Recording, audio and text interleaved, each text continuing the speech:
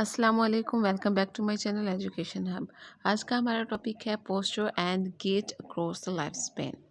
इसमें हम पढ़ेंगे कि पोस्चर क्या होता है, गेट किसे कहते हैं, इनकी इम्पोर्टेंस क्या है और common types of deformities. Deformities को हम पोस्चरल डिफेक्ट्स भी कहते हैं, ये क्या होता है, और how to walk properly with good posture. Good posture हमारे लिए इम्पोर्टेंट होता है और गुड पोस्चर को मेंटेन करने के लिए हम कैसे वॉक कर सकते हैं।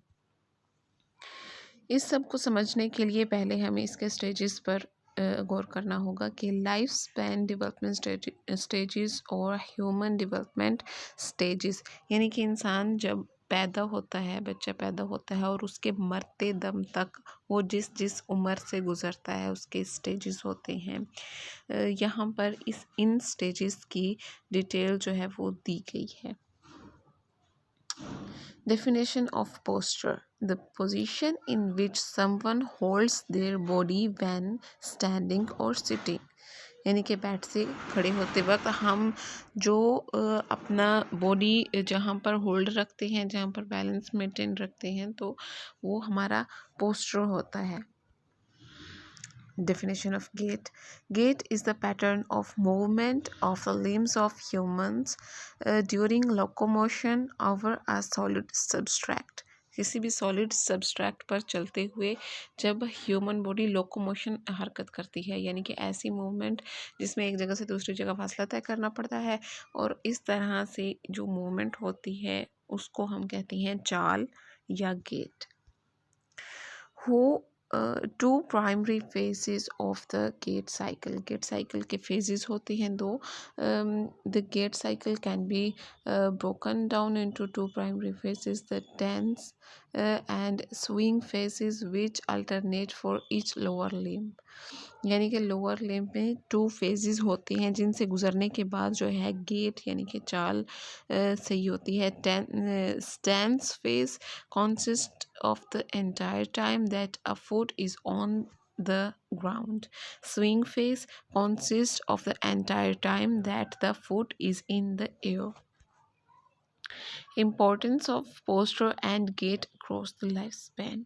इम्पोर्टेंस इसकी क्या है, ये आप डिटेल इसकी पढ़ सकते हैं, लेकिन अब अगर शॉर्टली आपको बताना चाहूँ तो इसकी इम्पोर्टेंस यही होती है कि जब हमारा जिस्म बेहतरीन नशोनुमा कर रहा होता है तो उसके पोस्चर में कोई डिफेक्ट ना हो, यानी कि हमारा उठना बैठना चलना काम करना, बग़ैर थके हुए काम करना, और इस तरह से हमने ऐसी हरकत अंजाम यानी कि रोज़मर्रा ज़िंदगी में ऐसी हरकत करना कि जिससे कोई भी डिफेक्ट पैदा ना हो हमारी पोस्चर में।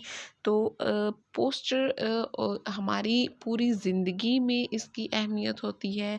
कहीं पर हम जाएं, बैठे उठे, हमारी सोशल लाइफ में, हमारी इकोनॉमिक लाइफ में भी पोस्चर की जो है वो बहुत ही इम्पोर्टेंस होती है। हम कहते हैं कि जब हम इंटरव्यू देने के लिए जाते हैं तो उसमें भी यही कहते हैं कि स्टैंड सिट हम कैसे करते हैं, किस तरह से चल के आते हैं, यानी कि हमारा एक ये तरीका क्या होता है बैठने का, उठने का, बात करने का। तो ये सारी चीज़ें इसमें आ जाती हैं। ये भी इसकी इम्पोर्टेंस है। Posture is an essential aspect of a child's life. Good body posture will bless the child with the higher energy levels, confidence, and prevents injuries. When children are growing stages, it is essential to focus on their posture। यानी कि जब बच्चे जो हैं वो जवानी की तरफ आ रहे होते हैं तब ये चीज़ें जो हैं इनको पोस्चर्स डिफेक्ट्स जो हैं वो हो सकते हैं। लेकिन नॉर्मली जब हम अगर ज़्यादा, जैसे आजकल के बच्चे हैं मोबाइल फ़ोन ज़्यादा इस्तेमाल करते हैं, गर्दन झुकाए रखना मोबाइल फ़ोन पर, कंप्यूटर्स पर बैठे हों आप, तो आपकी जो है कमर में वो खम ना हो, बिल्कुल सीधी स्ट्रेट आप अपनी वर्टिब्रा रखें, रीढ़ की हड्डी।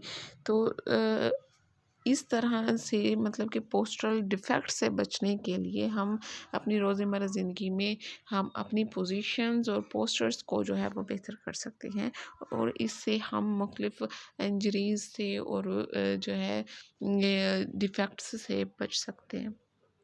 कॉमन टाइप्स ऑफ डिफॉर्मिटीज़ की कौन सी टाइप्स होती हैं? There are 4 major types of postural defects like flat foot यानी कि जिसके पाँव का तलवे बिल्कुल सपाट हो जाते हैं, उनमें मेहराब नहीं बनता, तो उससे चलने में यानी कि जो भागते हैं वो उससे की वजह से तेज़ी से नहीं भाग सकते। आर्मी में या कहीं पर अगर मेडिकल का आपका टेस्ट होता है तो फ्लैट फुट वालों को नहीं रखते होते। स्वे बैक होता है कि हमारी जो है कंधे आगे की तरफ झुक जाते हैं, गर्दन आगे की तरफ होती है, जबकि पीठ और हिप्स जो है ये पीछे की तरफ होती हैं।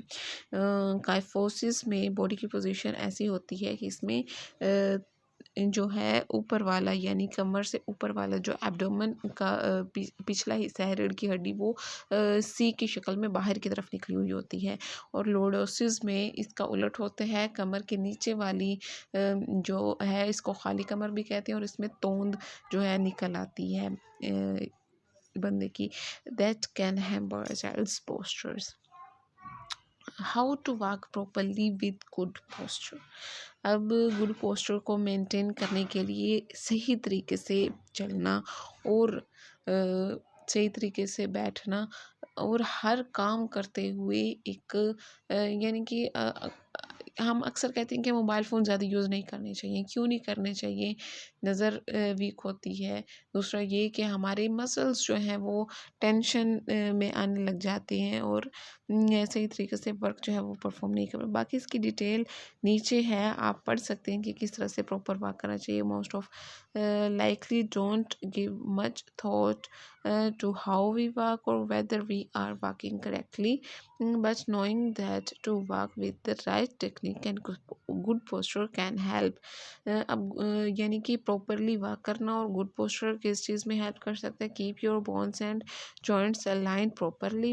बोन्स और जॉइंट्स के लिए ये बेस्ट होता है। Decrease wear and tear on your joints muscles and ligaments.